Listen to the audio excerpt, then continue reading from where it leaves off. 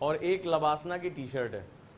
तो जो इस बैच से चैलेंज पूरा करेगा, ठीक है, 75 दिन नहीं 100 दिन कर देता हूँ, 100 दिन का चैलेंज, 100 डेज का चैलेंज है, ठीक है, गुरुकुल में। और इसको पूरा करना है। आपको मैं आपके सीनियर बैच की फ़ोटोज़ भेजता हूँ। वो यहाँ पे जब आते थे तो नियम क्या होता है, जब वो टाइमली इंटर करते हैं तो they send me a video, yes we are at seat sharp. तो 7:55 पे मेरे पास वीडियो आ जाती थी। उसके बाद उन्होंने एक नया शुरू किया प्रार्थना करने का, कि सुबह हम प्रार्थना करेंगे and then start their day. और वो एक डायरी मेंटेन करते थे कि हमारा इतने बजे से इतने बजे तक ये डन हो गया। फिर शाम को जब ये हमारा चैलेंज पूरा होता था तो हिप हिप हुर्रे की एक वीडियो मेरे पास आती थी। तो मैं कनेक्टेड रहता था उनसे कि हाँ सर आज का चैलेंज पूरा। मेरा रिप्लाई आ जाता था, very good, keep it up, कल हमें डे 2 में जाना है। सो अब हम फिर से शुरू करें। हम कितने घंटे के चैलेंज में जा रहे हैं? नहीं 12 नहीं दूंगा अभी तुम लोगों को, 12 भी, क्योंकि तुम गुरुकुल 2 ईयर में हो, तो अभी तुम्हें 12 घंटे का चैलेंज नहीं दूंगा, तुम्हें दूंगा अभी 10 घंटे का चैलेंज, 8 से 10 घंटे। वी विल स्टार्ट 8, क्योंकि आपके पास एक नई चीज जुड़ गई है, टाइम ब्लॉकिंग। तो टाइम ब्लॉकिंग मेथड को कितने लोगों ने अभी तक यूज किया? एक एक करके हम आते हैं, समझते हैं इसको, टाइम ब्लॉकिंग मेथड। अच्छा, कितने दिनों ने 5-6 दिन हो गए उसको यूज करते हुए टाइम ब्लॉकिंग को? और कितने मिनट का अभी तक मैक्सिमम टाइम ब्लॉक किया है? 30 मिनट्स का। इंटेंसिफाइड, फोन किनारे रख के टाइमर ऑन करके। क्या आउटपुट में किसी ने मुझे रिपोर्ट, अपनी समरी रिपोर्ट नहीं बना के भेजी। अरे तुम लोग कर क्या रहे हो? एसडीएम बनोगे, डीएम रिपोर्ट मांगेगा, रिपोर्ट बना के भेजनी होगी। तुम लोग आईएएस सिर्फ पढ़ाई करना चाहते हो, बनना भी चाहते हो? हाँ, तो बनना चाहते हो तो आदतें सीखो ना। तो समरी रिपोर्ट होता, बिहेवियर रिपोर्ट हो गया तुम्हारा, कि आपने ये किया, आपका ये आउटपुट आया, आपने ये किया, आपका ये आउटपुट आया, तो आपको ये चीज वहां पर मिल जानी चाहिए। क्लियर है? So let's start. तो हम शुरू करते हैं। तो कितने कितने लोगों ने अभी तक टाइम ब्लॉक किया? आउटपुट क्या आया टाइम ब्लॉकिंग का? हाँ, इंटेंसिटी बढ़ गई।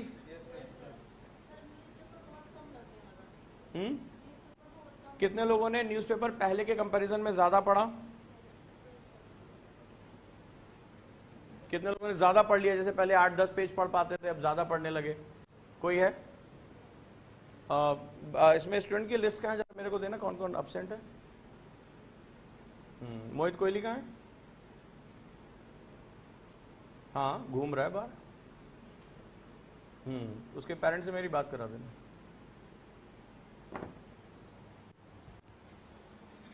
इस बच्चे से मैं देखता हूँ 1-2 लोग बड़ा इसके साथ टहल के जा रहे हैं। जैसे वो लड़का है, बड़े दिन बाद छुट्टियों में आया है। वो दोनों लड़के, वो उसके साथ दोनों गए हैं बाहर।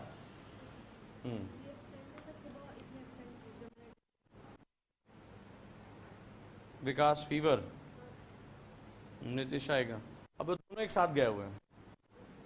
वो एक हीरो जिसके शर्ट के बटन खुले रहते हैं वो, और एक हाँ समीर हवा का झोंका बह गया। दोनों एक साथ निकले हैं, ठीक है।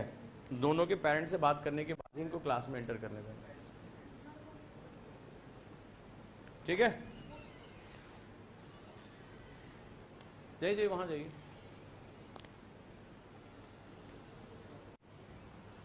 तो गुरुकुल में सिर्फ आप डिसिप्लिन फॉलो करो और कुछ नहीं आपको करना है। जो चीज़ आपको बताई जा रही है वो चीज़ आपको फॉलो करनी है, ठीक है।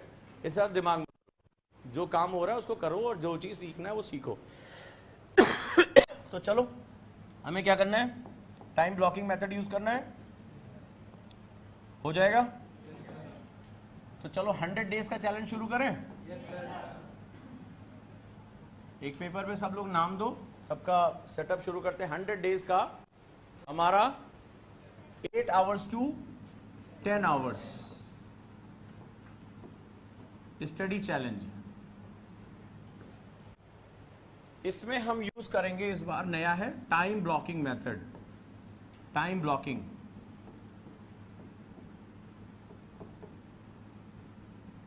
इस चैलेंज का पर्पस क्या है? मसल्स मेमोरी को डेवलप करना।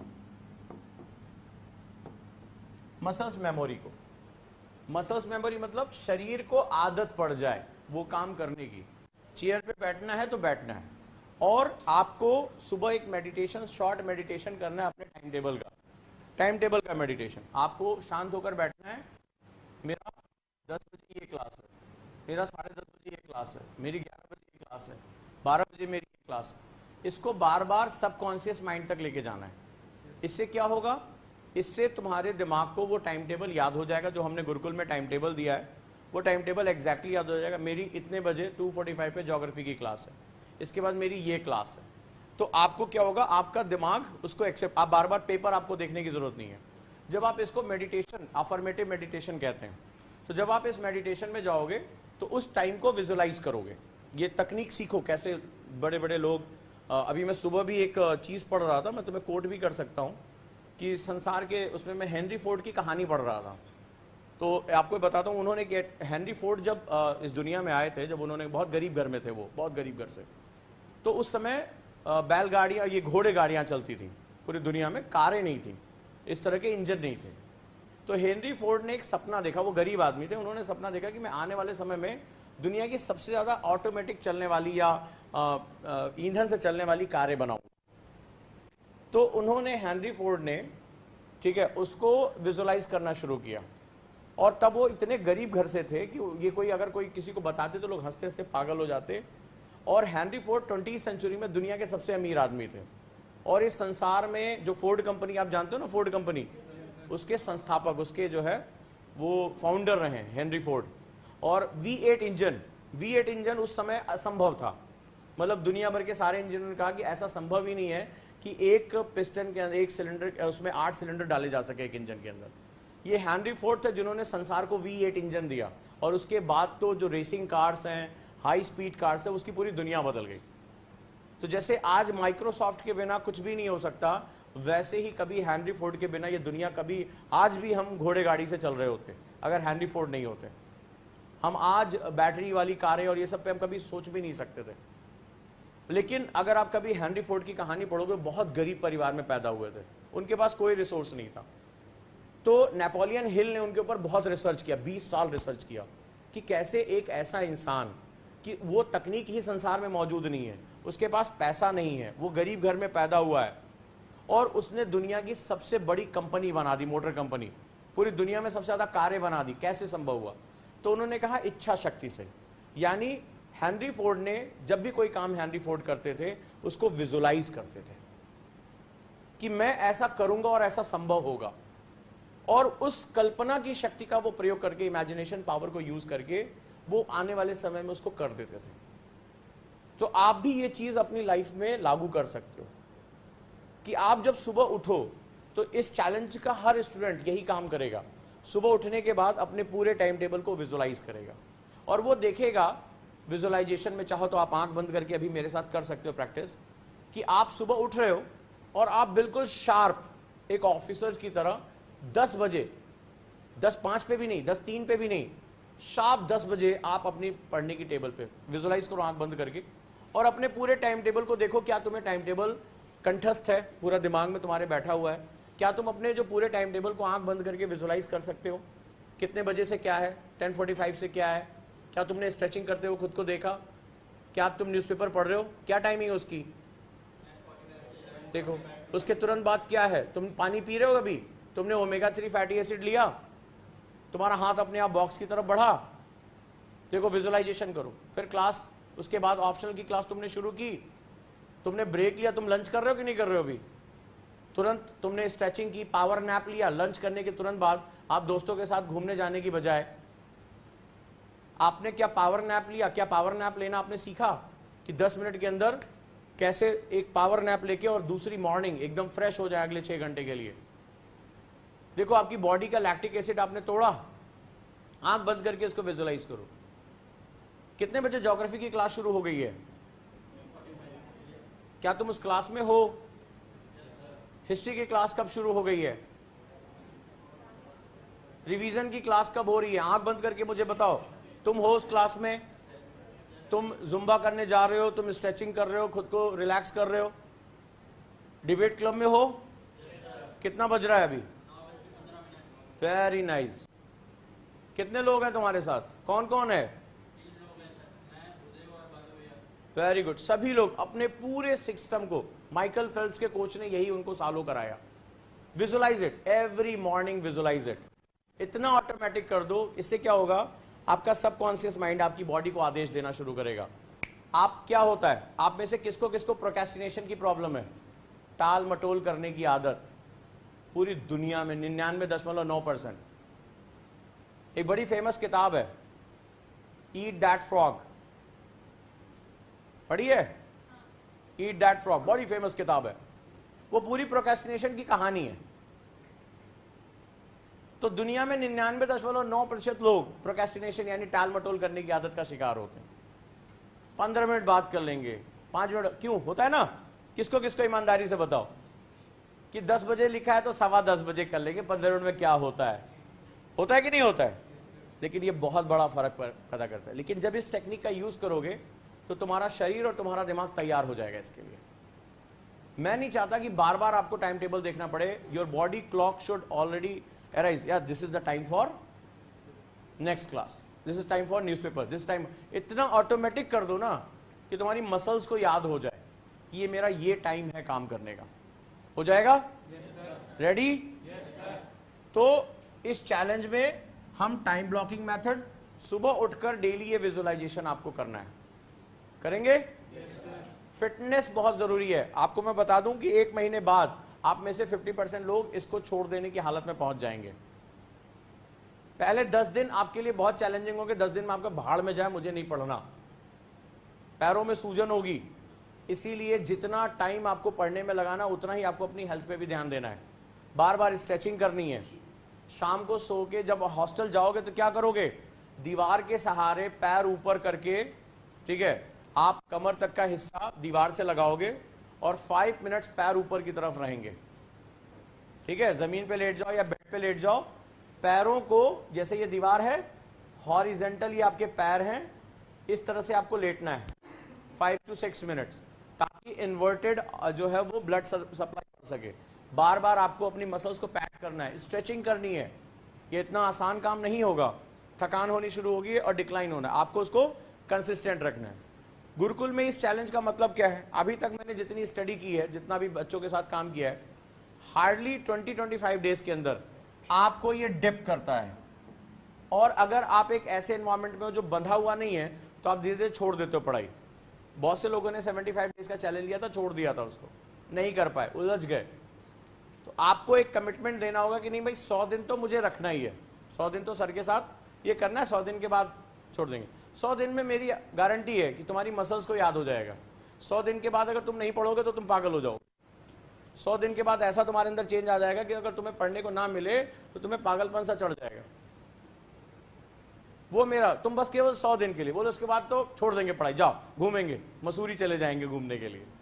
बट 100 दिन और कुछ नहीं सोचना है, बैठना है। मान लो पढ़ने में मन नहीं लग रहा है, घबराना नहीं है, बैठ के एक अच्छी सी कॉमिक्स खरीद लो, नॉवेल खरीद लो, एल्केमिस्ट जैसी बहुत सी मोटिवेशनल किताबें खरीद लो, कुछ कॉमेडी की बुक्स खरीद लो, कोई बात नहीं है, बैठे हैं, लेट इट बी, बैठेंगे, बट भागना नहीं है कुर्सी छोड़ के। फिर धीरे धीरे अपने आप अलर्ट मोड में आ जाओगे। प्रॉब्लम तब होती है जब कुछ लोग कुर्सियां छोड़ के चले जाते हैं। ये चेयर्स आपको किसी हालत में नहीं छोड़ना है, ठीक है, इस चैलेंज में। फिर अपने आप सब चीजें होंगी, कोई जल्दबाजी नहीं करनी, डन है। और टाइम ब्लॉकिंग मेथड को यूज करना। अच्छा, टाइम ब्लॉकिंग मेथड जिसने इसने यूज किया ये बताओ। कुछ इंटेंसिटी होती है, ऐसा लगता है कि सांस फूल गई है 30 मिनट में। एक और हुआ? अच्छा, कुछ इससे कंसंट्रेशन बढ़ा? बढ़ा? अच्छा, जो मुझे चीज जाननी है, प्रोडक्टिविटी बढ़ी कि नहीं बढ़ी? मतलब सेम टाइम में आप सेम हो, आपका दिमाग भी नहीं बढ़ा, बस हमने एक तरीका थोड़ा सा चेंज कर दिया। उससे बताओ कि आउटपुट बढ़ा कि नहीं बढ़ा? मतलब मैं कह रहा हूं कि आप 1 पेज ज्यादा पढ़ने लगे या आप 4 न्यूज ज्यादा पढ़ने लगे, but that is output and nothing else. बढ़ा या नहीं बढ़ा? सो आपको टाइम ब्लॉकिंग मेथड दिन में कम से कम 2 बार यूज करना है। 2 बार, 30-30 मिनट्स के 2 आपको सेशन लेके चल रहे हैं, बिल्कुल इंटेंस। और उसमें जो गलतियां कर रहे हो मेरे से पूछो कि सर अभी इसमें मेरे से कुछ गलती हो रही है। अगर कहीं भी दिमाग तुम्हारा भटक रहा है तो मेरे से बात करो, इसका मतलब तुम्हारी टेक्निक में कहीं दिक्कत है, वो मैं इसको सुधारूंगा और मैं उसके साथ काम करूंगा। ठीक है, हो जाएगा?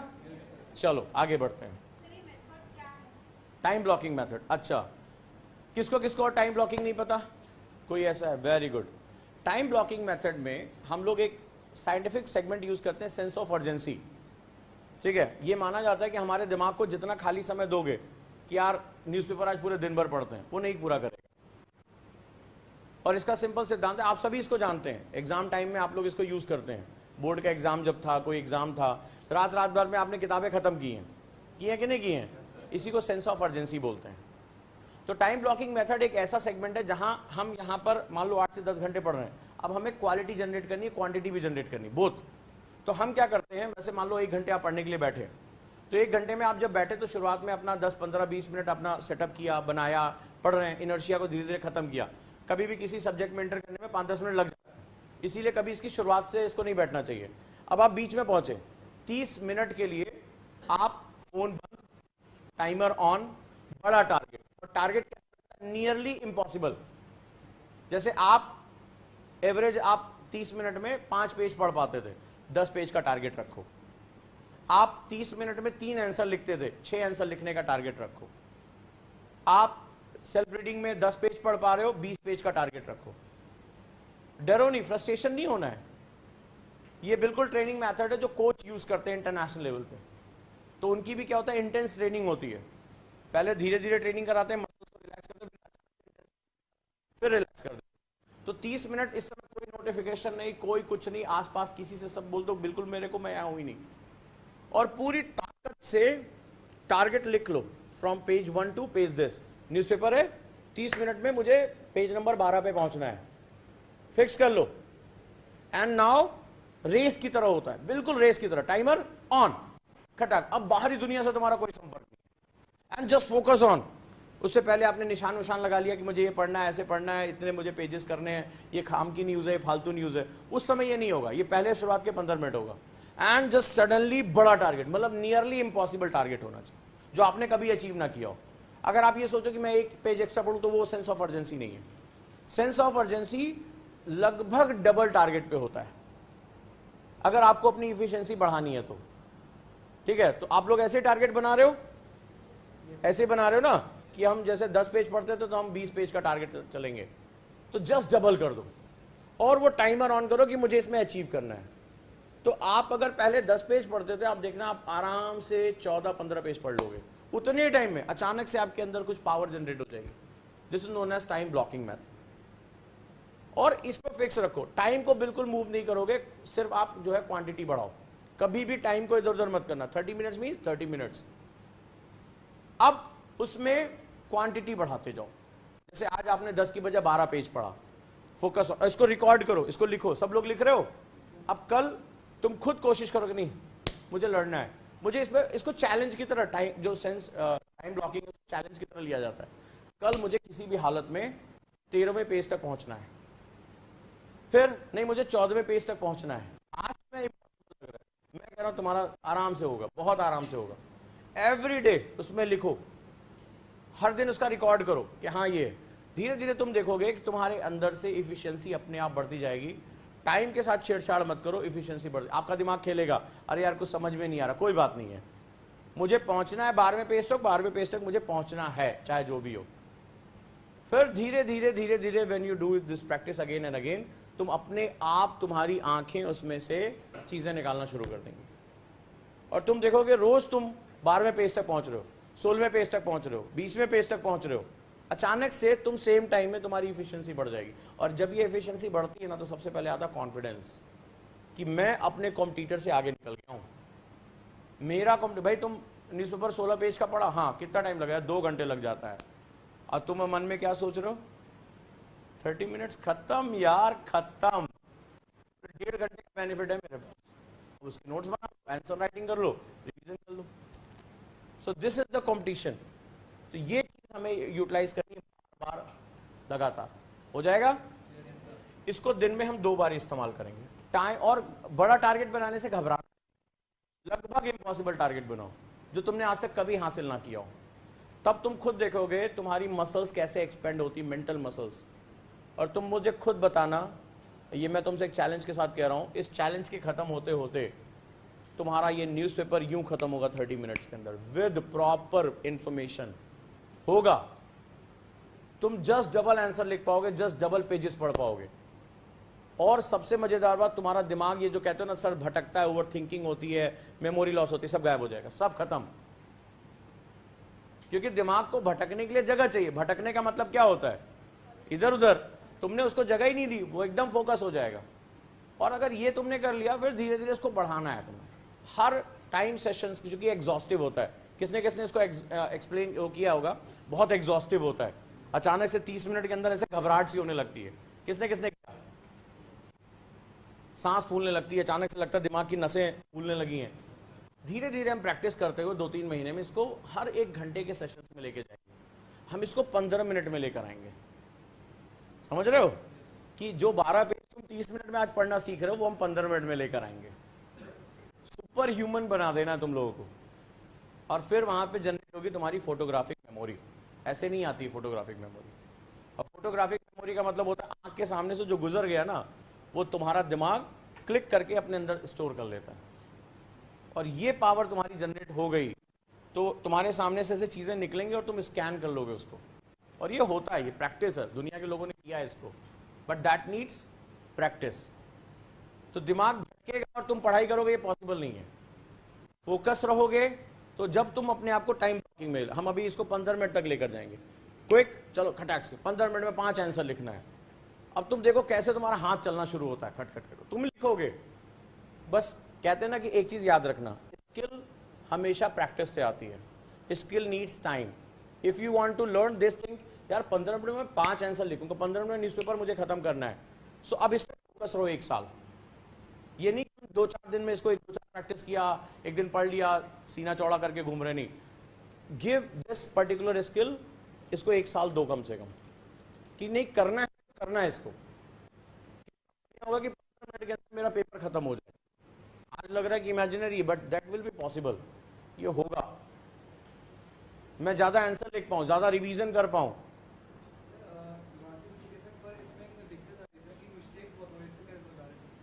धीरे धीरे होगा। मिस्टेक्स क्यों हो रही हैं? हो रही हैं क्योंकि तुमने रिग्रेसिव लर्निंग बोलते हैं इसको। तुम्हारी आंखें बार बार पीछे जाकर उसको करेक्ट करती हैं, तुम्हारा ब्रेन उसको आराम से, आदत थी ना। जैसे मान लो फॉर एग्जांपल, बहुत सिंपल सा एग्जांपल है, brain is also muscles, last time बताया था। जैसे तुमने कभी स्प्रिंटिंग तभी तेज नहीं दौड़े हो, और अचानक से तुम्हें तेज दौड़ा दूं तो हाफने लगोगे, हो सकता है पैर लड़खड़ाएं, गिर जाओ, मसल्स वीक हो जाए, गिर जाओ, चोट लग जाए तुम्हें। बट अगर इसी चीज को तुम 2 महीने लगातार प्रैक्टिस करो तब, अब जैसे स्प्रिंट होता है तो उसमें पंजे के बल खिलाड़ी दौड़ता है, एड़ी नहीं लगता है। दौड़ते समय जो तेज रेसर होते हैं वो सिर्फ पंजे के बल दौड़ते हैं, वो केवल इसी पे दौड़ते हैं, वो एड़ी नहीं लगाते हैं। ये दौड़ने का सिद्धांत। अगर मैं तुम्हें पंजे पे दौड़ा दूं तो दर्द के मारे हालत खराब हो जाए, मुंह के बल गिरोगे। एड़ी के रखे बिना सिर्फ पंजे के बल दौड़ा जाता है, ये रूल होता है उनका। लेकिन अगर इसी को कुछ दिन प्रैक्टिस करोगे तुम भी आराम से कर लोगे। सो this is all about practice. गलतियां हो रही हैं, होने दो, लेट इट बी। पहले उस पढ़ने की आदत डालो, दिमाग खुद उसको भी निकालेगा कि मेरे से ये मिस्टेक्स हो रही हैं। अब तुम मिस्टेक्स पे, क्वालिटी पे फंसे तो फिर वहीं पे रुक जाओगे, और दिमाग यही चाहता है कि तुम रुको। देखो एक बात दिमाग के बारे में जान लो, दुनिया का सबसे धोखेबाज इंसान है।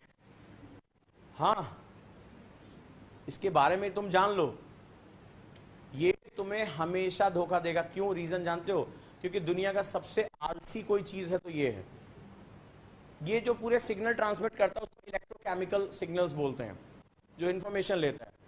तो जैसे तुम्हारा मोबाइल होता है ना, वो पावर बचाने के चक्कर में आपने देखा होगा वो कहता है ऐप की सेटिंग्स बंद कर दो, ऐप ऑफ कर दो, ऑटो ऑफ कर दो।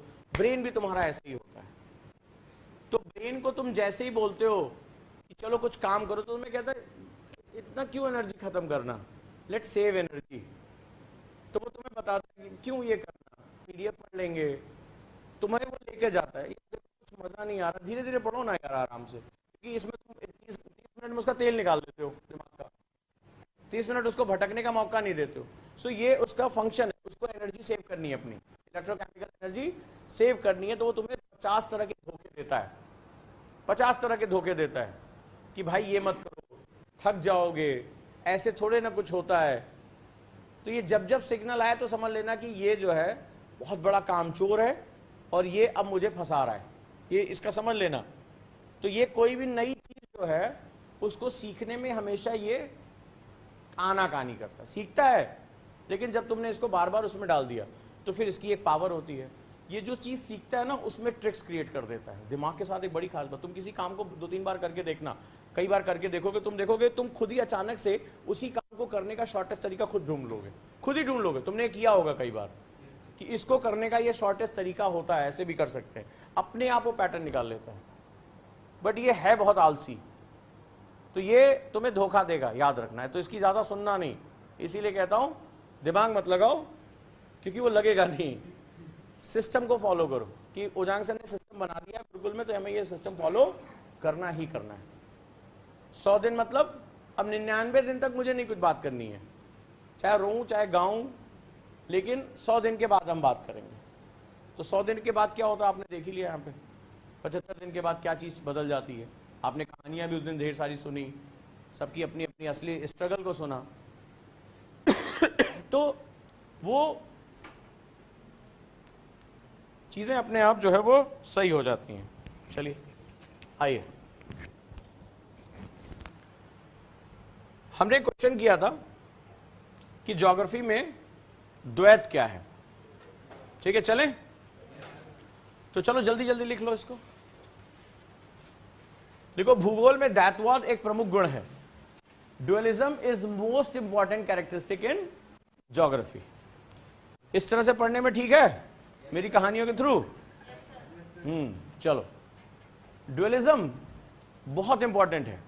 तो ड्युअलिज्म में एक होता है नेचुरल साइंस, यानी कि जो नेचर ने हमें दिया है, that is not created by the humans.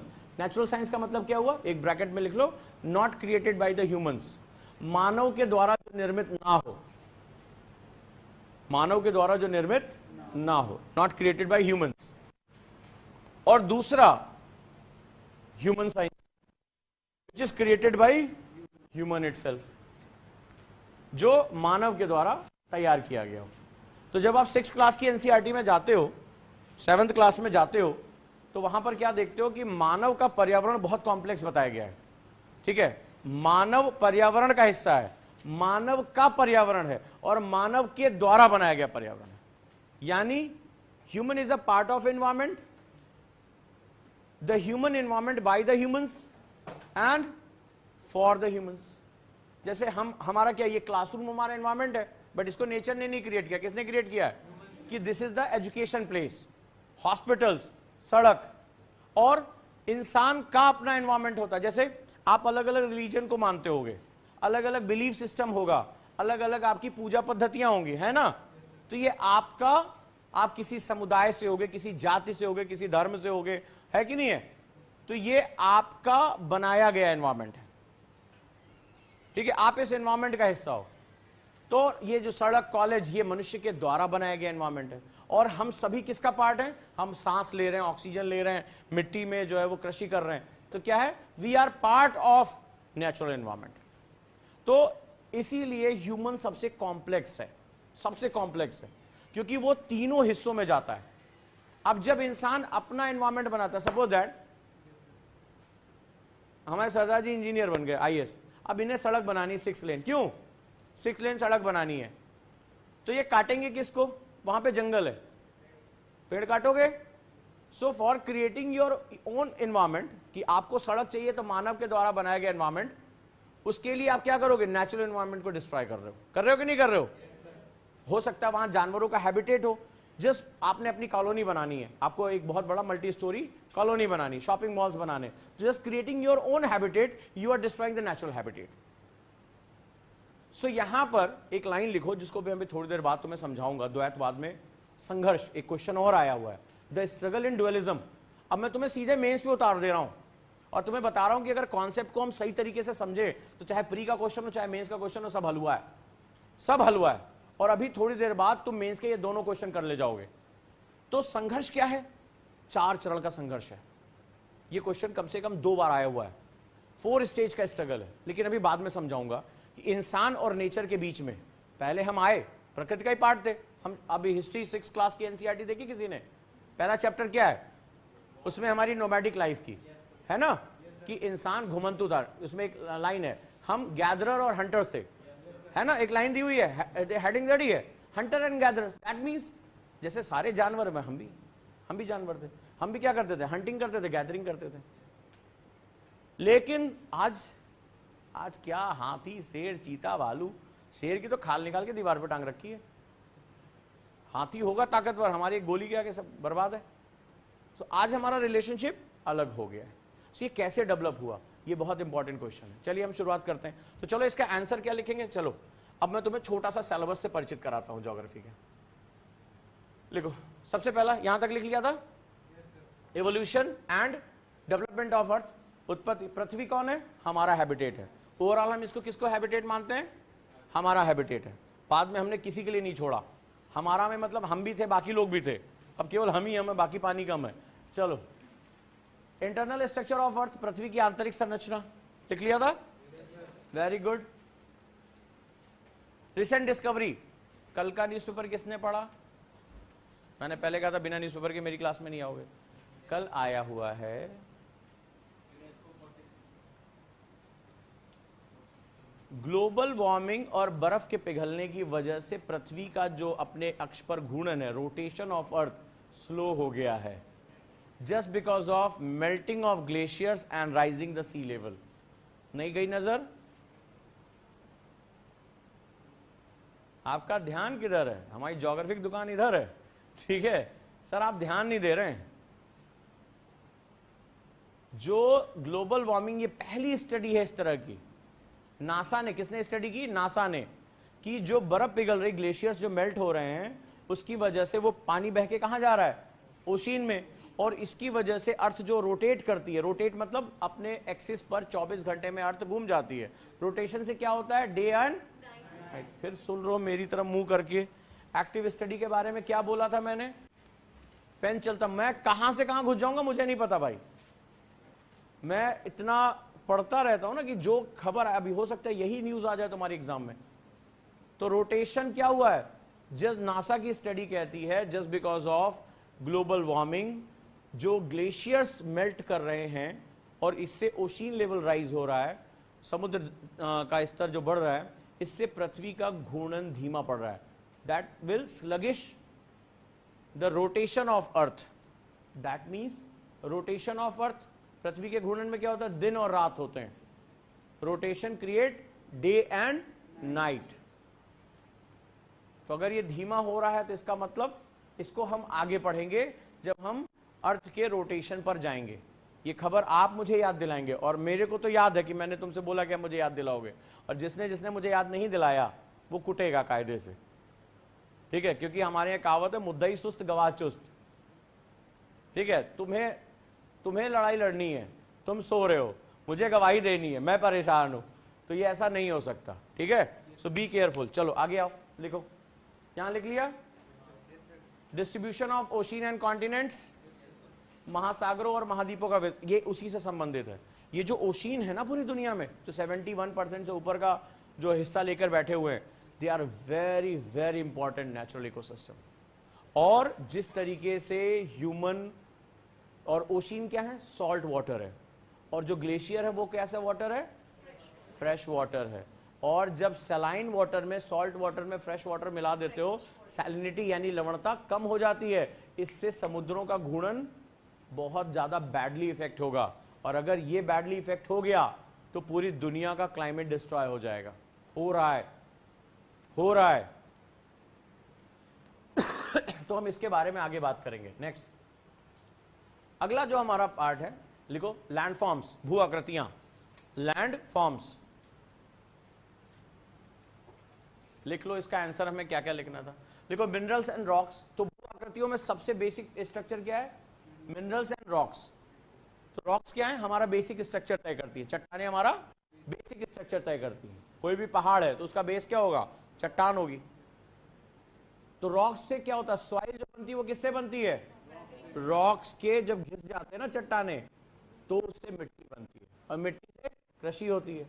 चलिए लिखिए, नंबर 1, जियोमॉर्फिक प्रोसेस, भू आकृतिक प्रक्रियाएं। कौन तोड़ेगा चट्टानों को, मान लो अभी ये दीवार तोड़नी है तो मुझे मजदूर लगाना पड़ेगा कि नहीं, लेकिन इतने बड़े बड़ी चट्टानें रात दिन फट रही हैं, टूट रही हैं, कौन, कोई मजदूर देखा, नेचर का मजदूर है। कौन, अच्छा, तुम कभी पहाड़ी नदियों में गए हो कभी घूमने? पहाड़ों पे नदियां बहती हो कभी देखा है? तुमने वो पत्थर उठाए? कभी पहाड़ों की नदियां नहीं देखी हैं? कभी कोई ऊपर नहीं, फोटो में भी नहीं देखा? अरे लोग जिस पे बैठ के फोटो वोटो खिंचाते हैं, तुमने नोटिस किया है सारी चट्टानें गोल होती हैं? देखा, नोटिस किया? कुछ लोग उठा लाते हैं शंकर जी बनाने के लिए, स्थापित करने के लिए। तुमने देखा सारी चट्टानें गोल होती हैं, लेकिन अभी तुम कोई एक रॉक को तोड़ो तो क्या वो गोल टूटती है? वो कैसे टूटेगी? ट्रायंगुलर होगी, उसमें एज होंगे। कभी देखो पत्थर थोड़ा, गिट्टी विट्टी जो ये गिर रही है, ये तुमने देखा वो कभी कोई राउंड नहीं होता है। लेकिन जब नदियों में पत्थर उठाते हो तो वो राउंड होती हैं। How it is possible? Running of water, वही है वो लेबर जिसने उस रॉक, वो जब रॉक टूटी थी ना तो वो भी शार्प थी, लेकिन वो पानी ने घिस घिस के क्या कर दिया? राउंड क्यों? राउंड क्यों? अभी जैसे बारिश हो जाए, समझो, क्योंकि ये क्वेश्चन आया हुआ है, ये क्वेश्चन आया हुआ है कि राउंड शेप ही क्यों। देखो क्वेश्चन से क्वेश्चन निकलते हैं। जिस दिन तुमने ये आदत सीख ली ना कि एक कॉन्सेप्ट पकड़ो, दूसरा कॉन्सेप्ट ड्राइव कर लिया, यूपीएससी का कोई क्वेश्चन तुम्हारे दिमाग से बाहर नहीं। इसको 360 एनालिसिस कहते हैं। तो राउंड ही क्यों? अच्छा, तुम्हें कभी सुबह सुबह ठंड लगी है? या किसी को सोते हुए देखा जो सुबह मान लो उसके चद्दर उद्दर किसी ने हटा दी हो, एसी चल रहा हो, सुबह का मौसम बहुत ठंडा, वो कैसे सोता है? कैसे कैसे बताओ तुम कैसे सोते हो? हैं? घुटने, मतलब ऐसे ऐसे आसन तुम करते हो, तुम्हारा घुटना, तुम्हारा जो कोहनी, ये सब आपस में लगा होता है कि नहीं लगा होता है? जब एसी बढ़िया चल रहा हो 16 पे, चद्दर गायब है और तुम जो है पूरी फुल नींद में हो, तो तुम कैसे हो जाते हो? राउंड शेप में हो जाते हो कि नहीं हो जाते? So when we deal with the climatic changes, when we deal with the temperature, किसी भी चीज से डरने के लिए हमें अपना सरफेस एरिया कम करना होता है। सो उस पानी के दबाव को कम करने के लिए पत्थर अपना सरफेस एरिया क्या कर लेता है? अपना पृष्ठ क्षेत्रफल कम कर लेता है। तो जब राउंड में कन्वर्ट हो जाएगा तो फ्रिक्शन यानी घर्षण कम हो जाता है। क्वेश्चन आया हुआ है ये साइंस में। तो कैसा हो जाता है उसको? और सबसे कम पृष्ठ किसका होगा भाई? ये देखो, इसको समझो, चीजों को समझते हुए आगे बढ़ो। ये चट्टान टूटी थी, ये रॉक टूट गया था, ठीक है, ये टूट गया था, नदी बह रही है, तो इसका सरफेस एरिया क्या है? ज्यादा है, लेकिन धीरे धीरे धीरे धीरे क्या होगा? ये अपने आप को राउंडेड एज में कन्वर्ट करता जाएगा। राउंडेड राउंडेड, चारों तरफ से राउंड, तुमने देखा ना, राउंड हो जाता है। इससे इसका सरफेस एरिया कम हो जाता है, फ्रिक्शन कम हो जाता है, पानी बहता रहता है और धीरे धीरे आपने देखा होगा वो राउंड शेप में आ जाता है। इसी से आगे चलकर एक वर्ड पढ़ोगे, कॉन्ग्लोमरेट, ठीक है, कॉन्ग्लोमरेट। जब हम सेडिमेंट्री रॉक में जाएंगे तो यही कॉन्सेप्ट आएगा। इसमें क्या होगा? कॉन्ग्लोमरेट मतलब होता है, जैसे वो चिक्की खाई है, गुड़ चिक्की, किसने किसने खाई है? उसमें मूंगफली पड़ी होती है। तो जब सेडिमेंट्री रॉक्स में ये वाले राउंडेड शेप के रॉक्स आकर जुड़ जाते हैं तो उसे कॉन्ग्लोमरेट बनते हैं। यूपीएससी का क्वेश्चन है, बड़ा सिंपल सिंपल, लेकिन जानना पड़ेगा ना कि पत्थर घिसा क्यों? क्योंकि किसने घिसा? नदियों ने घिसा। लेकिन ये पत्थर कहां पाए जाते हैं? मैदानों में पाए जाते हैं या ऊपर पहाड़ों पर? अब तुम्हारे लिए क्वेश्चन है, पहाड़ों पर ही क्यों? Why on the mountains? नीचे क्यों नहीं?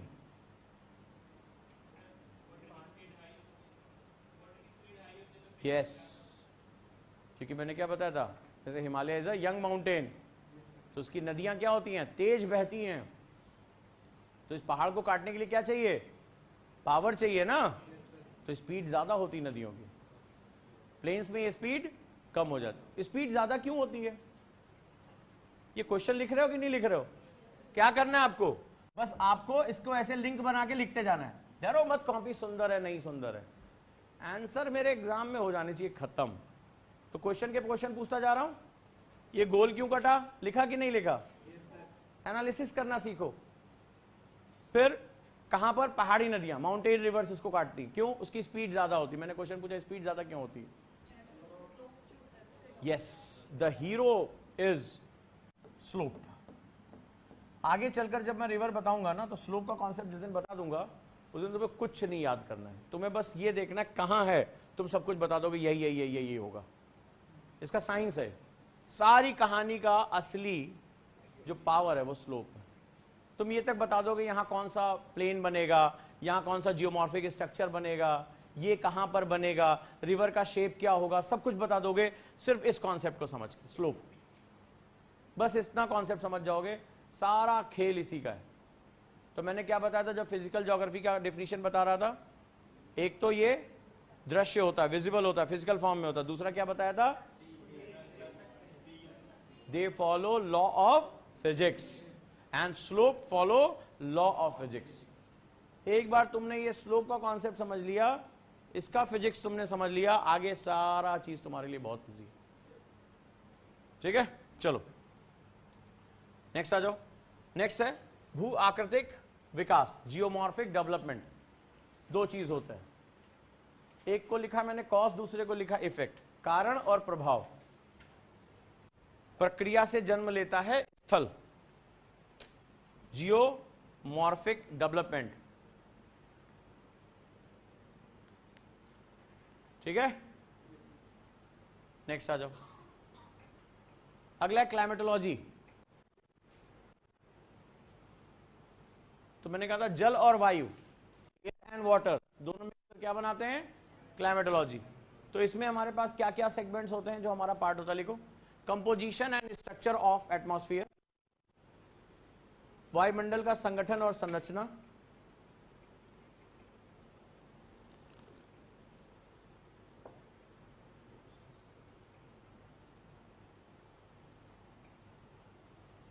इंसोलेशन एंड हीट बजट, सौर विकिरण और ऊष्मा संतुलन। इंसोलेशन, नाइट आइसोलेशन नहीं, इंसोलेशन। इंसोलेशन का फुल फॉर्म होता है इनकमिंग रेडिएशन। बहुत बड़ा साइंस है, क्योंकि अभी जब मैं ज्योग्राफी शुरू करूंगा तो मैंने कहा था मेरी ज्योग्राफी बम्बू, 3 बम्बू पे टिका है, एनर्जी, मैटर एंड होम्योस्टैसिस। इस पूरे अर्थ सिस्टम में एनर्जी देता कौन है, वन सोर्स। बिना एनर्जी के वो मूवमेंट होगा नहीं। चाबी कौन घुमाएगा, जनरेटर कौन स्टार्ट करेगा, सन। सन से जो एनर्जी आती है वो हमारे लिए किस काम की है, कितनी काम की है, उसको बोलते हैं इनकमिंग सोलर रेडिएशन, इंसोलेशन। सौर विकिरण, तो शब्द है, विकिरण क्या है, रेडिएशन क्या होता है। तापमान कितने तरह से चलता है, अभी बहुत कुछ खुलेगा। ये टेम्परेचर जो हमें मिल रहा है, हाँ सूर्य की गर्मी लग रही है, बहुत ज्यादा लग रही है, वो है क्या बेसिकली। टेम्परेचर मूवमेंट कैसे करता है, कितने तरह से मूवमेंट करता है, कितने तरह से करता है, हाँ टेम्परेचर। कॉपी में लिखो, क्वेश्चन लिखो। राज जी, टेम्परेचर कितनी तरह से मूवमेंट करता है, लो। मैंने कहा ना, मेरे साथ अगर सीखना है तो जिंदगी को सीखना शुरू करो। चाय बनाई किसी ने, बना लेते चाय, मैगी, चाय, दूध गर्म किया, कभी भी कुछ भी है बनाते हो चाय बेटा। ऐसे लेते हो, चाय पत्ती डाली, दूध डाली और हवा में यूं घुमाया और चाय उबल के बढ़िया सी तैयार हो गई, है ना। क्यों सरदार जी चाय बनाई है, ये बताओ कैसे बनाई है, हैं? ऐसे चाय पत्ती डाली, चीनी डाली, दूध डाला, अदरक डाला, आबरा का डाबरा किया और उबाल आ गया, है ना। हाँ, अच्छा गैस पे जब तुमने चढ़ाया तो तुमने, जैसे गैस ये बर्नर जल रहा है, तो तुमने चाय का जो पैन है वो यहां पकड़ा होगा, उसके ऊपर रख दिया था क्या, डायरेक्ट रख देते हो। और अगर उसमें हैंडल ना लगा, कभी पकड़ा ना, कई बार हैंडल टूट जाता है, अगर कभी उसको पकड़ा हो गरम गरम वो छानने के लिए, तो तुमने देखा होगा कुछ होता है, कुछ कुछ होता है। राहुल तुम नहीं समझोगे जिसकी जलती है उसको पता चलती है, ठीक है। तो क्या होता है, वो चप्प से चिपक लेता है। तुमने कभी सोचा कि वो क्या था, वो टेम्परेचर ट्रांसफर कैसे हुआ। लेकिन कभी तुमने जाड़े में वो लकड़ियां जला के, बोन फायर आजकल इंग्लिश में बोलते हैं उसको, हिंदी में गांव वाले अलाव कहते हैं, कभी तुम अलाव के ऊपर बैठे हो क्या, अरे बड़ी ठंडी लग रही है भाई साहब, है चचा बैठने दो हमें, तो होलिका दहन हो जाएगा। उसको कैसे तापते हो, दूर से क्यों? चाय बेटा उसमें रख के तुमने उबाला, अपने दूर से बैठे हो, ऐसा क्यों? अबे एक्सेस में नहीं हो जाएगी, फूक जाओगे, क्योंकि टेम्परेचर का ये अलग अलग मेथड है। टेम्परेचर 4 तरीके से मूवमेंट करता है। जब तक आप इसको नहीं समझोगे ज्योग्राफी में सारा खेल ही नहीं समझ पाओगे।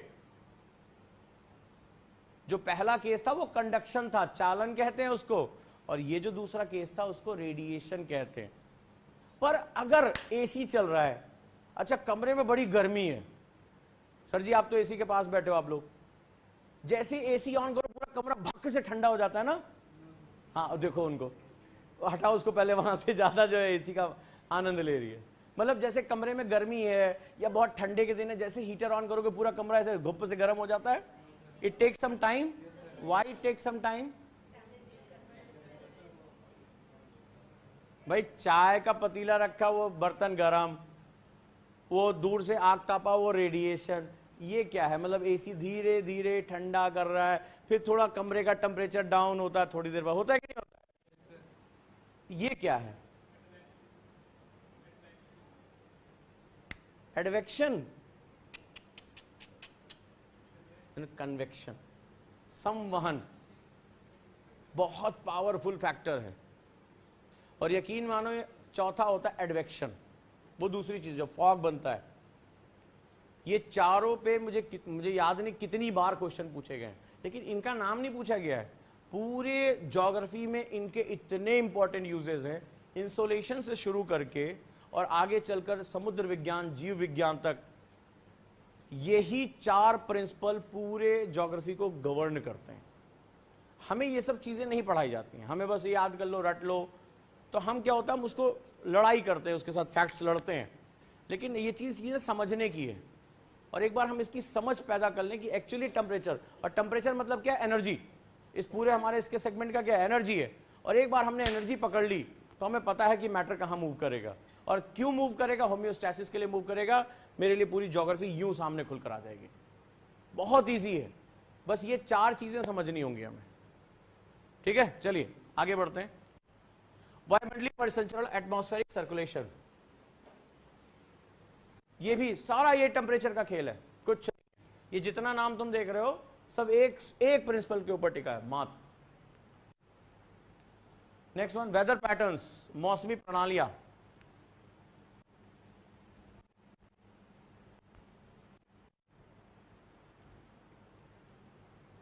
Next one, water in atmosphere, वायुमंडल में जल। प्रीलिम्स में क्वेश्चन आया था, डिक्रीजिंग वाटर में पूछ रहा था कहां कहां पानी पाया जाता है। ग्लेशियर्स में फ्रेश वाटर कहां कहां पाया जाता है, तो डिक्रीजिंग वाटर था। पहला ग्लेशियर्स, दूसरा रिवर्स, तीसरा ग्राउंड वाटर, चौथा क्लाउड्स। इनको डिक्रीजिंग वाटर में सजाने के लिए बोल रहा था। पानी सबसे ज़्यादा फ्रेश वाटर कहाँ से और मिनिमम की तरफ कौन सा है? क्लाउड में सबसे ज़्यादा।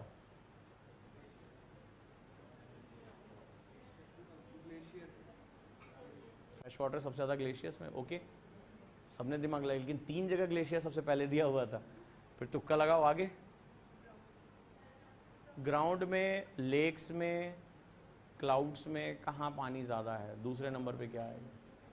तीसरे नंबर पे क्या आएगा? चौथे नंबर पे क्या आएगा? अच्छा एक और नाम जोड़ते, रिवर्स भी जोड़ देते हैं। रिवर्स को किस नंबर पे रखोगे? सबसे लास्ट। नदियों में बहुत कम पानी पाया जाता है फ्रेश वाटर।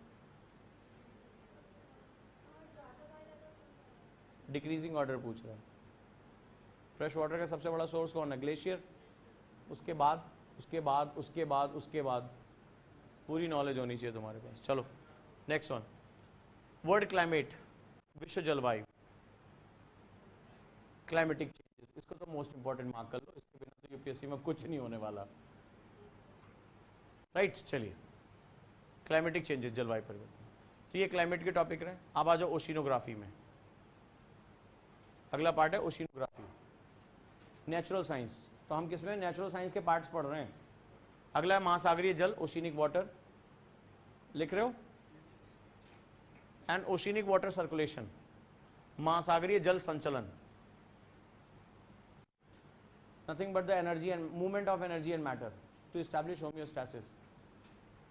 द्रव्य और ऊर्जा का ये जो प्रवाह है, ये जो पानी चल रहा है, तो ओशिनिक वाटर क्या है और ये मूवमेंट कैसे करता है? ओशिन वाटर सर्कुलेशन होता कैसे है, क्यों होता है, क्या इफेक्ट होता है इससे, क्या क्या बदल जाता है दुनिया में, और ना हो तो क्या हो। नेक्स्ट वन, बायोजियोग्राफी, जैव भूगोल, छोटा सिलेबस है, इतना ही पढ़ना है। जैव विविधता, biodiversity, most important, biodiversity. Next one, life on earth, पृथ्वी पर जीवन,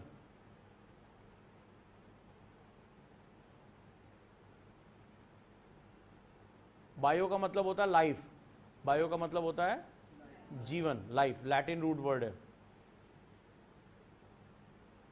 ओशिनोग्राफी में एक लाइन और लिख लो, हाइड्रोलॉजी, हाइड्रो का मतलब होता है वाटर, ओशिनोग्राफी के नीचे ब्रैकेट में लिख लो हाइड्रोलॉजी। हिंदी में तो उसको जल विज्ञान करोगे, लेकिन हाइड्रो का मतलब होता है वाटर, जल।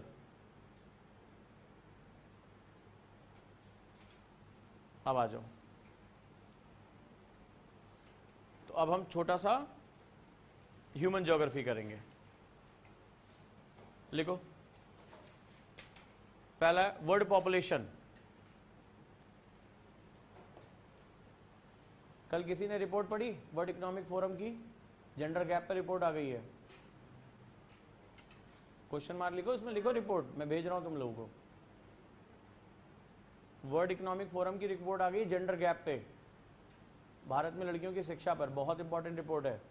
अभी इकोनॉमिक सर्वे रिलीज हो गया है, वर्ल्ड इकोनॉमिक फोरम की जेंडर गैप रिपोर्ट आ गई है, तो इसको ध्यान रखना।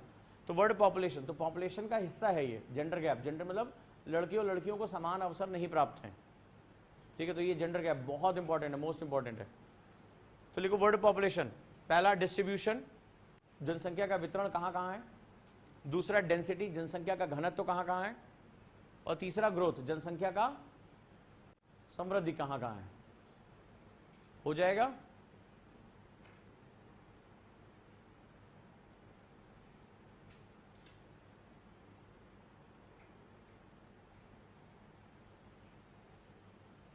अगला पॉपुलेशन कंपोजिशन, जनसंख्या का संगठन क्या है। बहुत कॉम्प्लेक्स हैं ये सारे इश्यूज।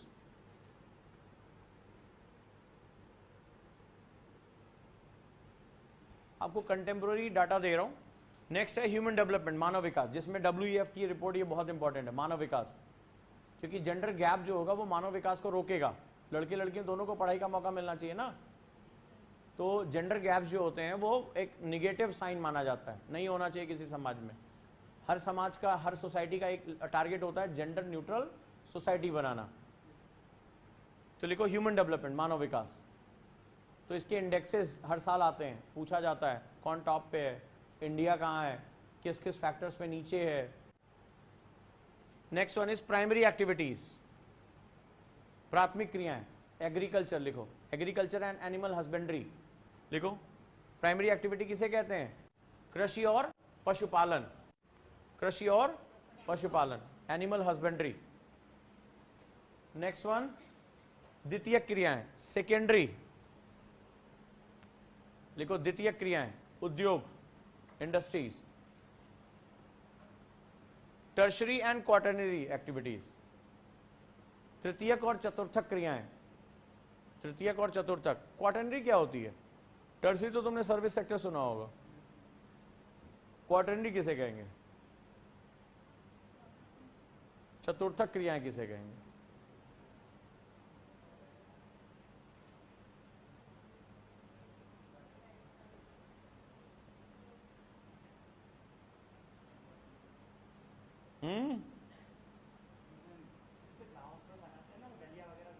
अरे बाप रे, उल्टा ही भाग गए।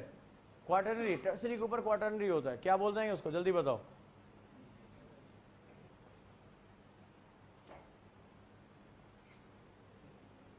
क्वाटरनरी हाईली स्पेशलाइज सर्विसेज, जैसे साइंटिस्ट जो हाईली स्पेशलाइज्ड होते हैं वो क्वाटरनरी में आते हैं। जो बहुत हाई पेड जॉब्स होती हैं, बहुत स्किल चाहिए होता है, जैसे कोई बायोटेक्नोलॉजी स्पेशलिस्ट हो गया, साइंटिस्ट हो गया, ये बिल्कुल हाईली, जिसमें बहुत ज़्यादा नॉलेज और स्पेसिफिकेशन की ज़रूरत होती है। This is comes under the quaternary, यानी चतुर्थक क्रियाओं में आता है। ये बेसिकली क्या शो करता है? नॉलेज बेस्ड इकोनॉमी को शो करता है, ज्ञान आधारित अर्थव्यवस्थाओं को शो करता है, ज्ञान आधारित नॉलेज बेस्ड इकोनॉमी को शो करता है। नेक्स्ट है ट्रांसपोर्ट एंड कम्युनिकेशन, परिवहन और संचार, परिवहन और संचार। अगला इंटरनेशनल ट्रेड, अंतर्राष्ट्रीय व्यापार।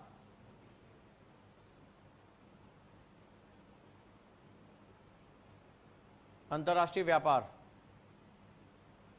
And next one is human settlement, मानव अधिवास। सारे बवाल की जड़ यही है, ह्यूमन सेटलमेंट, मानव अधिवास।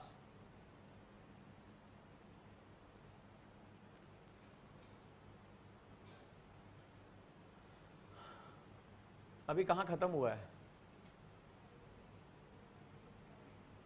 पॉपुलेशन अपने आप में बहुत ज्यादा सरदर्द है, इतने तरह के क्वेश्चन बनाएगी। ये मैंने एक्चुअली निकाला क्वेश्चन किस तरह से बनते हैं। तो हमने क्या देखा था? Distribution, density, growth and composition, यही तो हमने देखा था मानव जनसंख्या में, यहां पे हमने देखा था। अब पॉपुलेशन को अलग कर लो, आ जाओ, क्या क्या क्वेश्चन इससे पूछे जाते हैं, लिखो। सबसे पहला माइग्रेशन का इशू, पलायन। अभी आपने देखा बांग्लादेश में क्या हो रहा है, कल आपने देखा बंगाल में क्या हुआ, उनके सेटलमेंट की बात हुई है। बांग्लादेश ने चीन से क्या कहा, रोहिंग्या इश्यूज पे बात हो रही है। माइग्रेशन एक बहुत बड़ा इशू है आज की डेट में, और मुझे लगता है कि तुम्हें क्वेश्चन यहां से मिलना चाहिए। देखो पलायन, migration, types, causes and consequences, लिखो। प्रकार, कारण और प्रभाव, प्रकार, कारण और प्रभाव।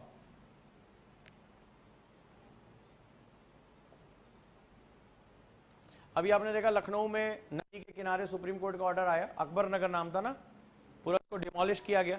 ये सब खबरों को इंडिकेट करना, इसीलिए मैं इसको बहुत विस्तार से बता रहा हूं, और इसको समझो। कई लोग सोच रहे होंगे क्या लिखा रहे हैं, आप तब तक करंट अफेयर से इसको जोड़ ही नहीं पाओगे। तुम्हें इसका डिफिनीशन थोड़ा ना पूछेंगे कि बाबू write down the definition of पलायन, और तुम सोचोगे यस मम्मा मैं आईएएस बन गया, ऐसा नहीं होगा। उसके कई रीजंस पूछे जाएंगे। अब जैसे ह्यूमन सेटलमेंट, मैंने बताया ना सारी प्रॉब्लम की जड़ यही है। अभी एक लाइन बोली, तो हम क्या हो रहा है कि बहुत से ऐसी रिपोर्ट्स आ रही हैं कि हमारा जो सेटलमेंट है वो ऐसी जगह हो रहा है जो एनवायरमेंट को लॉस कर रहा है। जैसे अभी आपने देखा आसाम में केस आया, आसाम के हाई कोर्ट ने लंबा बोला, काजीरंगा नेशनल पार्क है, काजीरंगा नेशनल पार्क, जो नहीं लिखेगा बड़ी मार खाएगा। प्रीलिम्स में क्वेश्चन पूछा गया काजीरंगा नेशनल पार्क किसके लिए फेमस है, जिससे पूछूं नाम बताएगा। बेटा मेरे मुंह से जो बात निकले तुम्हारा पेन चलते रहना चाहिए। एक्टिव लर्निंग सिखा दी ना, सिखाई कि नहीं सिखाई? मेरी तरफ मुंह कोई नहीं करेगा, गुरुकुल का नियम है। लिखते जाओ, जो जो बोलता जा रहा हूं मैं, कॉपी किसी को उठा के चेक कर लूंगा, दिक्कत हो जाएगी। काजीरंगा नेशनल पार्क कहां है? असम। किस लिए जाना जाता है? मेन चीज क्या है वहां पे? वन हॉर्न राइनो, एक सींग वाला गैंडा।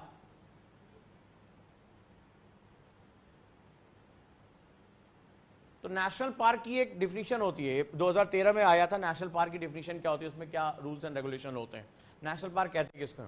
तो वहां पर क्या होता है, एक जोन होता है, कोर जोन, बफर जोन। तो बफर जोन के आगे इंसान नहीं रह सकता, ह्यूमन सेटलमेंट नहीं हो सकता। तो हुआ क्या, 2 साल पहले वहां पर लगातार सरकार ध्यान नहीं दे रही थी कुछ साल पहले, और वहां ढेर सारी अंदर अवैध बस्तियां बसा दी थी, खूब ढेर सारी इलीगल बस्तियां बसा दी, ह्यूमन सेटलमेंट हो गया।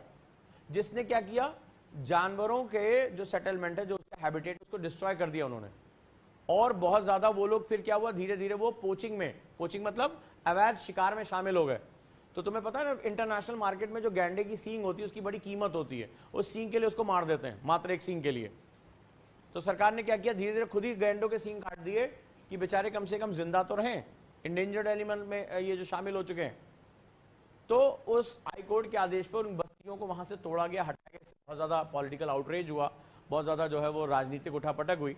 बट आपने देखा कि जहां जहां ह्यूमन सेटलमेंट इलीगल रूप से बसा है, उसने एक प्रॉब्लम को ही जनरेट किया है। जैसे अभी आपने नदी के किनारे देखा गोमती नदी, इसी तरह से तमाम नदियों के किनारे किनारे ह्यूमन सेटलमेंट हो रहे हैं। इससे नदियां बाढ़ का रूप ले रही हैं और वो क्या कर रही है, जानमाल का बहुत बड़ा नुकसान कर रही हैं। चलिए आगे देखते हैं। तो लिखो ह्यूमन सेटलमेंट, मानव अधिवास। अगला इसमें हमें पढ़ना है लैंड रिसोर्सेज एंड एग्रीकल्चर, भूमि संसाधन एवं कृषि। बहुत बड़ा टॉपिक है ये। 90 मार्क्स जीएस पेपर 3 में केवल एग्रीकल्चर और लैंड रिसोर्स से आता है, 90 मार्क्स। अब इसकी इंपॉर्टेंस तुम समझ लो कि अपने आप में ये दुनिया है। भूमि संसाधन एवं कृषि किसके लिए, पॉपुलेशन के लिए तो है, सारा बवाल यही है। नेक्स्ट वन जल संसाधन, एग्रीकल्चर को क्या चाहिए, वाटर रिसोर्स, जल संसाधन। फिर पॉपुलेशन को क्या चाहिए कि बिजली पंखा कहां चलाओगे, energy resources, mineral and energy resources. लिखो खनिज एवं ऊर्जा संसाधन। वैल्यू समझ रहे हो इनका चेन, इसको LWMI नोट्स बोलते हैं। कौन सा नोट्स है ये, लेस वर्ड मोर इंफॉर्मेशन। ये एक फ्लो में चलता है। इस नोट्स की खास बात है कि ये नीट के हिसाब से एक फ्लो में चलता है। एग्रीकल्चर को क्या चाहिए, पानी।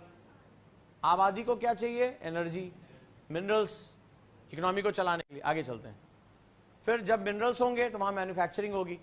तो जहां जहां मिनरल्स होंगे ज्योग्राफी में, वहीं पर तो आप, जहां पर मान लो आयरन ओर है तो वहीं तो फैक्ट्री लगाओगे, जहां कोयला है वहीं पर तो बिजली पैदा करोगे। तो मैन्युफैक्चरिंग इंडस्ट्री, विनिर्माण उद्योग, विनिर्माण उद्योग। तो जो बनाओगे उसको क्या करना पड़ेगा, बाहर दुनिया में मार्केट में भेजना पड़ेगा। यही सेंट्रल प्लेस थ्योरी है कि जो बनाओगे उसको बेचोगे। तो उसके लिए तुम्हें क्या चाहिए, ट्रांसपोर्टेशन एंड कम्युनिकेशन, संचार एवं परिवहन। भारत में तो बेचोगे नहीं, दुनिया भर में बेचोगे, तो उसके लिए तुम्हें क्या चाहिए, अंतरराष्ट्रीय व्यापार, इंटरनेशनल ट्रेड। ये मैंने फ्लो चार्ट क्यों बनाया, ज्योग्राफी में इस तरह से टॉपिक नहीं दिए हुए हैं, ये मैंने रीअरेंज किए हैं कि देखो ज्योग्राफी में नीड्स, डिमांड और सप्लाई कैसे चलती है एक साथ। ठीक है, नेक्स्ट आ जाओ। छोटा सा सिलेबस है, हो गया। तो इतना जब लिखोगे तब बता पाओगे भूगोल में द्वैतवाद क्या है। इसका आंसर है ये, जहां पर प्राकृतिक क्रियाएं और मानव क्रियाएं संयोजन में चलती हैं। भूगोल में दोनों पक्ष हैं, जैसे सिक्के के दो पहलू। तो भूगोल में द्वैतवाद का मतलब है प्राकृतिक विज्ञान, नेचुरल साइंस और ह्यूमन साइंस का को एग्जिस्टेंस होना। तो इसके आप पार्ट्स बता दोगे, इसके आप पार्ट्स बता दोगे। तो पहले हमने क्या सीखा अभी तक, ज्योग्राफी क्या है, फिर हमने क्या सीखा, फिजिकल ज्योग्राफी क्या है, फिर हमने क्या सीखा, जियोमॉर्फोलॉजी क्या है। जियोमॉर्फोलॉजी, जियोमॉर्फोलॉजी, तीन चीजें होती हैं। फिर हमने सीखा डुअलिज्म इन ज्योग्राफी क्या है। ठीक है, तो लग रहा होगा ज्योग्राफी पूरी हो गई है, अभी स्टार्ट हुई है। अभी geography itself has a lot of definition, right. Geography में अभी बहुत से, सिर्फ ज्योग्राफी की डेफिनेशन में ही 50 बातें हैं, और वो मैं धीरे धीरे आपको इसमें करता जाऊंगा। फिर हम आएंगे, हम डिसाइड करेंगे एक दो दिन में कि हम पहले मैपिंग पढ़ें या पहले कॉन्सेप्ट पढ़ें। पहले मुझे बेस बना लेने दो। सो हम एक तरीका है कि ज्योग्राफी में हम मैपिंग के थ्रू घुस जाएं, विजुअलाइज करते हुए कि ये भैया यहाँ यहाँ है, इसको हम करते जाएं, क्वेश्चन लगाते जाएं। दूसरा तरीका है कि हम इसका थ्योरी जो है वो पढ़ते रहें और हमारा काम होता रहे। ठीक है, तो दोनों तरीके हमारे पास हैं, हम दोनों तरीके यूज कर सकते। सो आंसर लिख लोगे। अब इस क्वेश्चन को आज अटेम्प्ट करोगे, क्लास के बाद अटेम्प्ट करना है। भूगोल में द्वैतवाद क्या है।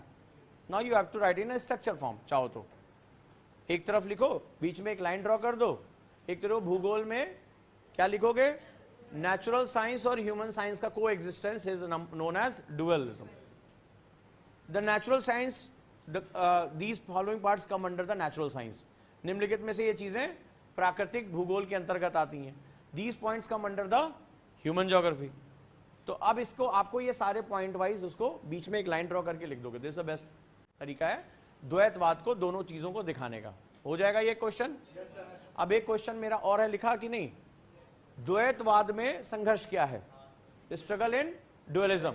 इसके बारे में ह्यूमन और नेचर का जो हमारा स्ट्रगल है, मैं इसके बारे में बात करूंगा। और ये तुम जानते हो, हम एक्चुअली उस स्ट्रगल का पार्ट हैं।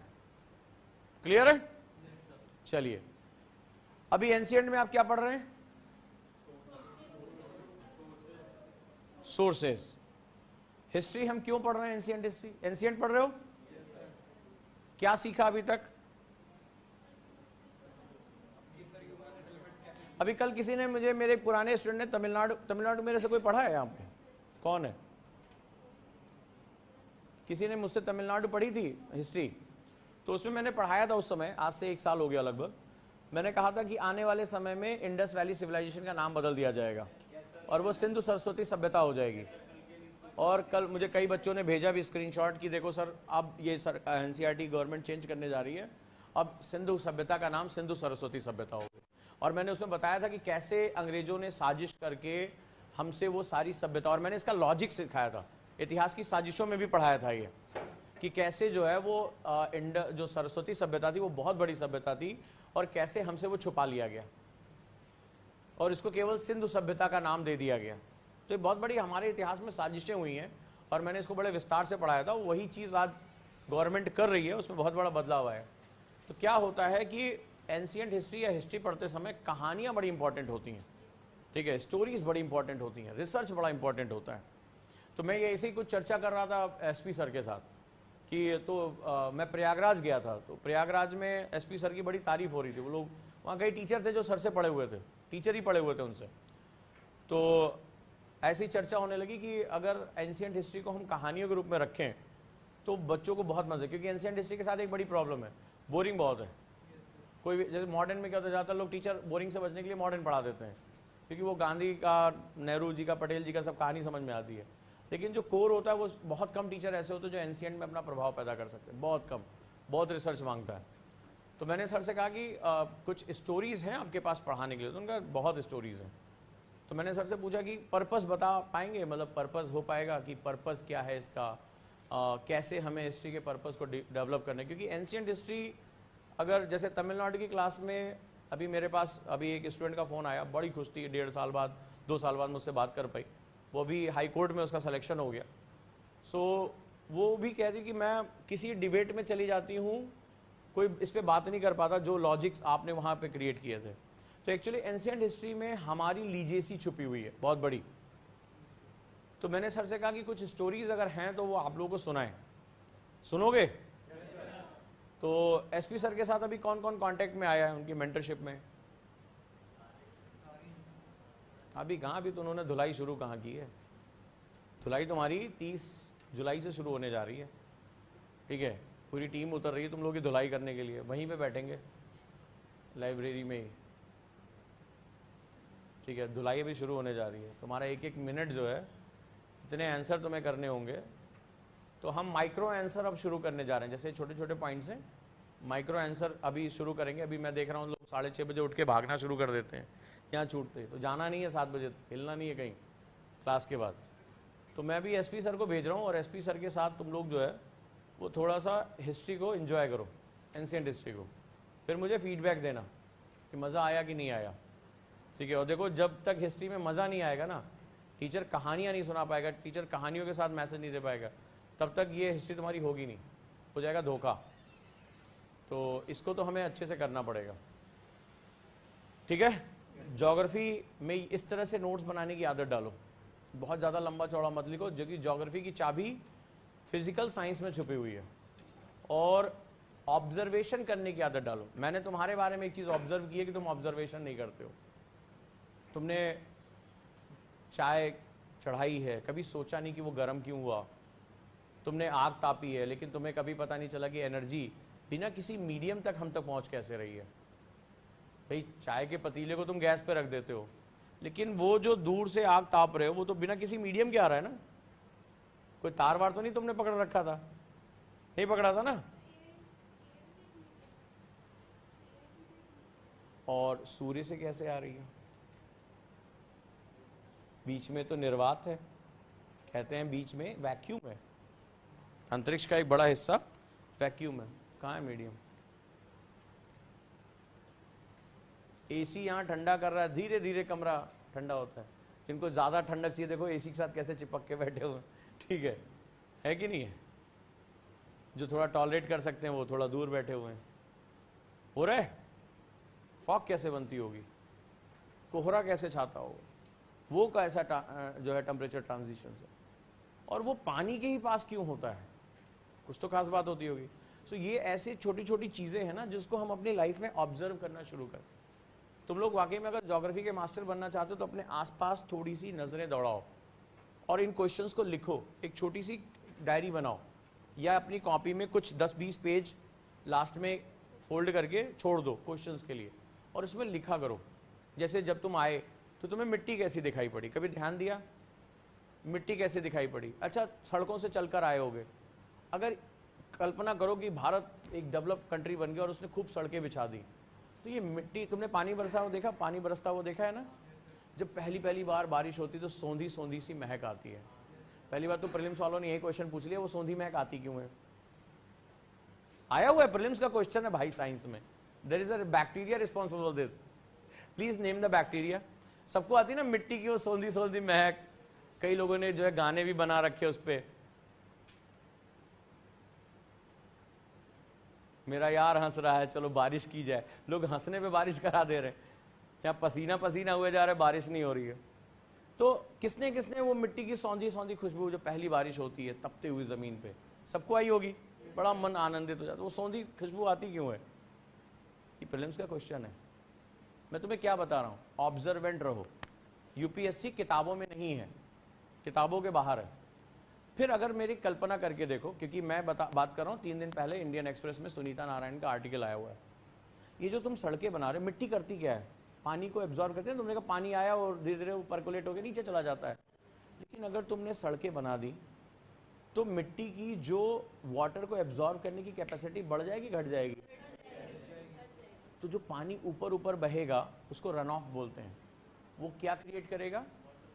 Flood, water logging and floods create करेगा।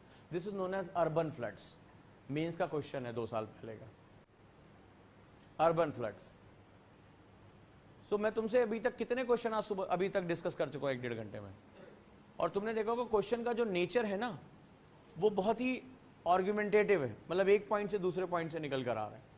इस आदत को सीखो कि कैसे आर्गुमेंटेटिव हम लेकर आते हैं, क्योंकि वो तुमसे क्या कह रहे हैं, आईएएस बनने के लिए कह रहे हैं, I am solution. So try to understand the problem. Solution कौन होता है? जिसको प्रॉब्लम समझ में आ जाए। तो आज रीजन क्या है इस क्वेश्चन आने का, क्यों आया था? चेन्नई डूब गया, केरल डूब गया, बड़े बड़े शहर डूब रहे हैं। This is known as urban flood. तो अर्बन फ्लड आ क्यों नहीं रहा? मुंबई में देखो आज क्या, आज का न्यूज़पेपर पढ़ो, मुंबई की हालत क्या हो गई है। मुंबई इतने करोड़ों करोड़ों रुपए खर्च करता है, हर साल वो बाढ़ में डूब जाता है। क्यों? क्या रीजन है? क्या हमारा जो डेवलपमेंटल मॉडल है वही इसके लिए सबसे बड़ा जिम्मेदार है? बस वो वही प्रॉब्लम आइडेंटिफाई कर रहे हैं। क्यों? क्योंकि वो कहते हैं कि हमारा जो अर्बन सेंटर है वो वेल प्लान्ड नहीं है। जो मैंने तुम्हें होमवर्क दिया था अर्बन प्लानिंग के लिए, तो मुझे बताओ क्या ये जो पानी बरस रहा है ये सड़कें उसको एब्जॉर्ब कर सकती हैं? नहीं कर सकती हैं। तो पानी कहां जाएगा? और तुमने इंक्रोचमेंट कर रखा है, सड़कों किनारे दुकानें बना रखी हैं, पार्किंग कर रखी है, पानी निकलेगा कहां से? तो सडनली क्या होगा, उसका एरिया कम हो जाएगा, और जैसे उसका वॉल्यूम कम होगा वेंचुरी इफेक्ट क्रिएट हो जाएगा। सडनली प्रेशर, जब तुमने पानी का पाइप से कभी पानी फेंका है तो उसका मुंह दबा देते होगे, तो जैसे तुम उसका एरिया कम करते हो पानी की धार क्या हो जाती है? बढ़ जाती है ना। तो when you reduce the area the pressure will increase. तो सडनली जब पानी का प्रेशर बढ़ेगा तो क्या करेगा? That create destruction. वो तुम्हारा दीवारें, बिल्डिंग सब बहा ले जाएगा, नहीं? फिर क्या होगा? जान माल का नुकसान हो जाएगा, एंड दैट्स क्रिएट डिजास्टर। सो चीजें देखो कैसे लिंक हो रही हैं आपस में। बस ये लिंकिंग पावर तुमने जनरेट कर दी, यूपीएससी तुम्हारा है। तो ज्योग्राफी पढ़ने के लिए तुम्हें थोड़ा अपने आसपास सोचना समझना पड़ेगा, सोचना समझना पड़ेगा। जैसे तुमने ईंटें कितनी बार देखी होंगी, ये सीमेंट कितनी बार देखा होगा, कितनी बार देखा है बगल में बैठे बैठे? ईंट किससे बनती है? इतनी मिट्टी कहां से निकाली जा रही है? तो जहां पे डिग किया जा रहा होगा वहां पे क्या हो रहा होगा? क्यों निकाली जा रही है? सीमेंट क्या है? What is the meaning of cement? Cement में सबसे इंपॉर्टेंट इंग्रेडिएंट क्या होता है? लाइमस्टोन, चूना।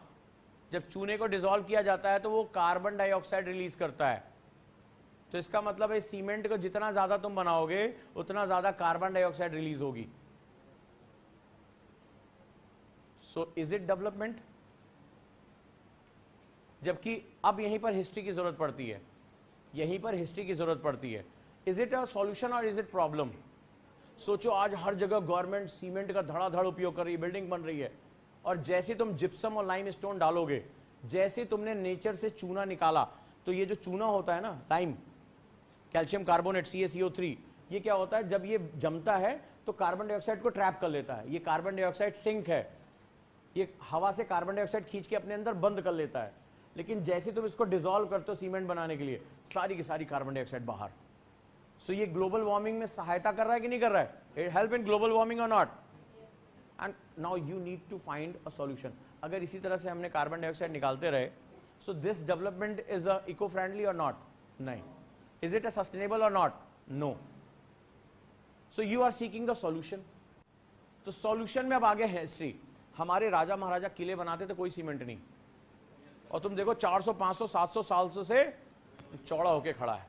साउथ इंडिया के टेंपल्स में जाओगे, दे यूज द, वो आप मीनाक्षी टेंपल देख लो, तिरुपति का टेंपल देख लो, कोई फैब्रिकेशन ही नहीं है। उन्होंने रॉक्स इंटरलॉकिंग मेथड यूज किया है विदाउट एनी सीमेंट। चट्टान में इंटरलॉकिंग पैदा कर दी है। वो लोग नेचुरल चीजों का इस्तेमाल करते थे, गुड़, बेल, नेचुरल चीजें जो इको फ्रेंडली होती थी, और वो सालों 400 500 साल तक। इस बिल्डिंग की लाइफ 40-50 साल, बस खत्म। So if you are seeking the solution, हमें कहां जाना पड़ेगा? अपनी हिस्ट्री में लौटना पड़ेगा। और तुम्हें पता है, हम नहीं ढूंढ रहे हैं, जर्मन्स पेटेंट करा रहे हैं। जर्मनी में अब जो मकान बन रहे हैं वो इसी गुड़ बेल के मिश्रण से बन रहे हैं। हमारी चीजों को कम वक्त पेटेंट करा रहे हैं, हम सो रहे हैं। हमें पता ही नहीं कि हमारे पास ऐसी टेक्नोलॉजी अवेलेबल थी।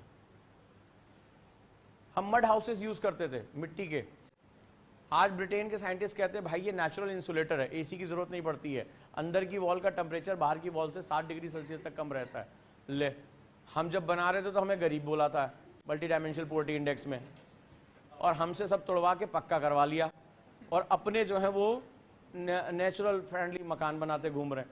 अजीब हालत है। सो सॉल्यूशन जो है वो हमारी संस्कृत में छुपा हुआ है, बट हम अवेयर नहीं है उसको लेकर। ठीक है, तो सर के साथ एंजॉय करो। हाँ,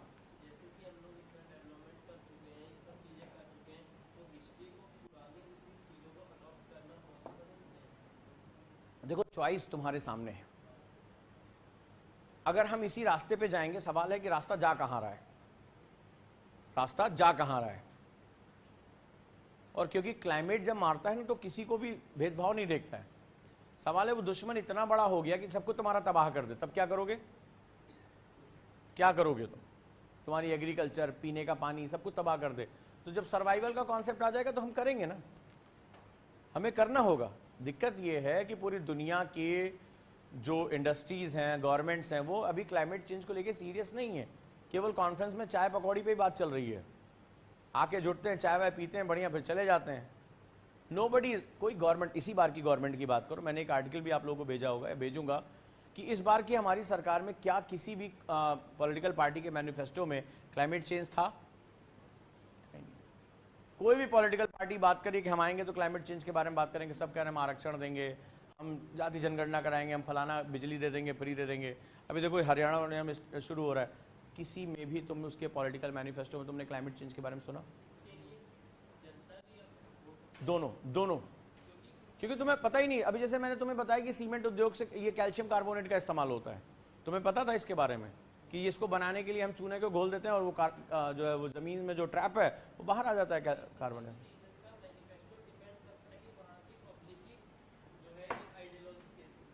लोकतंत्र में उल्टा भी होता है। लोकतंत्र में सरकारों को हमें शिक्षित करना पड़ता है, खासतौर पे भारत जैसे डेमोक्रेसीज में जहां लोग कुछ भी नहीं जानते हैं। तुम यूपीएससी की तैयारी कर रहे हो, नहीं तो प्रियम्बल क्या होता है, किसी सड़क चलते आदमी पूछ लो भैया इधर आओ, बाबा साहब की जय, बाबा साहब जय, बोले ठीक है, बहुत बढ़िया बात, बाबा साहब ने पूरा जीवन लगा दिया भारत का संविधान बनाने में। बाबू ये बताओ प्रियम्बल क्या होता है?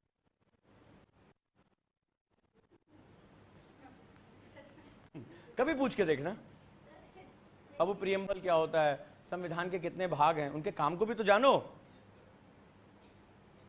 उनके काम को भी जानो। अभी तो देखो बहुत बढ़िया बात हुई थी, तुम्हें पता है एक लीडर हैं अपोजिशन के, वो बहुत दिन से हाथ में संविधान की किताब लेके घूम रहे थे। अभी आपने देखा है वो अनुराग जो हिमाचल से सांसद हैं, उन्होंने ये पूछ लिया, ये बताओ भाग 3 क्या है। ये डिबेट है पार्लियामेंट की, और वो व्यक्ति जो पूरे 6 महीने से हाथ में लिए घूम रहा था, उसको नहीं पता भाग 3 में क्या है। तो उन्होंने स्टेटमेंट दिया कि जिसको लिए घूम रहे हो, लहरा रहे हो, उसको पढ़ भी लिया करो कभी कभी। ये सच्चाई है हमारी। We are not aware about that, we are not aware. तुम्हारी मजबूरी है कि तुम्हारा एग्जाम है, नहीं तो तुम भी ना पढ़ो, है कि नहीं है। एनवायरमेंट के क्वेश्चन ना हो तो तुम जो बिल्कुल एक भी ना उठा के पढ़ो। But that's very important. देखो समय के साथ सब बदलेगा, जब हमारे पास कोई विकल्प नहीं बचेगा, सब पता होगा सब खत्म होने वाला है, सब करेंगे हम भाई, सब करेंगे। मात्र कुछ सालों के अंदर 3 अरब लोग रिफ्यूजी होने जा रहे हैं, 3 अरब लोग। This is known as climatic refugee, लिख लो, पढ़ाऊंगा, क्लाइमेटिक रिफ्यूजीज।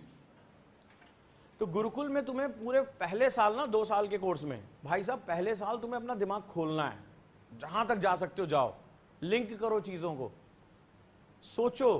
क्लाइमेटिक रिफ्यूजीज मैं नहीं कह रहा हूं, ये यूनाइटेड नेशंस कह रहा है, 3 अरब लोग। और अंदाजा लगा के देखो, कुछ हजार लोग इधर उधर हुए, दंगे हो गए कई यूरोप के देशों में। 3 अरब लोग जब मूवमेंट करेंगे तो इंसान इंसान को खा जाएगा।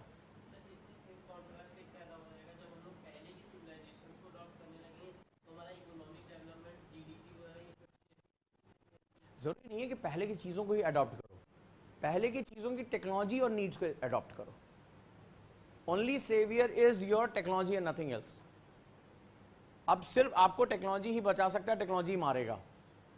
तो कल्चर, जो पुराना कल्चर है, वो तुम्हें ये बताता है कि टेक्नोलॉजी गलत और सही क्या है। भाई न्यूक्लियर से तुम बॉम्ब बना सकते हो, न्यूक्लियर से तुम बिजली बना सकते हो। एक बॉम्ब हिरोशिमा नागासाकी पे गिरा, देखो क्या हुआ, और इंडिया उससे बिजली भी बना रहा है। सो टेक्नोलॉजी को कैसे यूज करना है, ये सिविलाइजेशन बताता है। कि हमने दुनिया को हड़प्पा सिंधु घाटी सभ्यता दी थी, मोस्ट एडवांस अर्बन कल्चर हमने दिया था, जीरो वेस्ट, जीरो सीवेज, क्या शानदार ड्रेनेज, और वो भी तब जब दुनिया सिविलाइजेशन का मतलब ढूंढ रही थी। सो हमें अपनी चीजों को जानना समझना पड़ेगा, तभी हम सरवाइव कर पाएंगे, राइट। हम अगर वेस्टर्न से इसका सॉल्यूशन ढूंढेंगे ना, तो वेस्टर्न ही इस तबाही का असली कारण है, वेस्टर्न ही इस तबाही का असली कारण है। एक समय पर डेवलपमेंट के बारे में हम स्मार्ट होम्स की बात करते हैं, और एक टाइम पे हम अभी बात कर रहे हैं एंशिएंट में जाने की, कि मड हाउसेस, स्टोन हाउस अच्छा है। सो सर डेवलपमेंट क्या है? डेवलपमेंट क्या है? किसी भी चीज को समझने के लिए देश काल का समझना बहुत जरूरी है, ठीक है।